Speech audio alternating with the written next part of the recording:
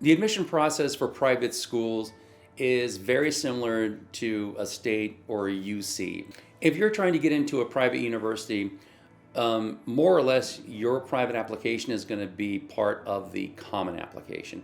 So the common application is one application for over 500 universities all around the country. So which is, super simple, right? The state universities have one application for all 23 campuses. The UCs have one application for all 9 campuses.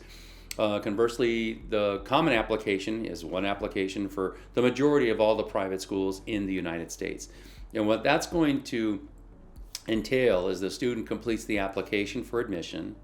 They will then complete the long answer essay prompt, which is part of the application. They will then submit 2 letters of recommendation, which is part of the application. And then lastly, they're going to submit a formal high school transcript or mid-year transcript that'll accompany the application. I kind of came up with this on my own, but is it a 3rd tier, 2-tier, 1-tier, or an Ivy League private school?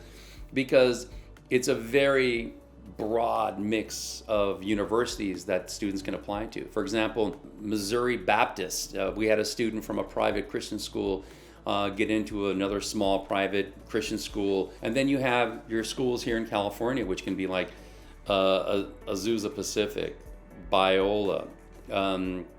There are the University of San Diego, the Jesuit school. So there's a variety of amazing, private schools. The probability of getting in is going to be based on any of those 4 different tiers. For example, like I said, you could have a small Christian school university that your students applying to, or you could have a traditional Ivy League, Yale, Penn, Brown, and of course, Harvard, and all of those are going to be a lot more selective.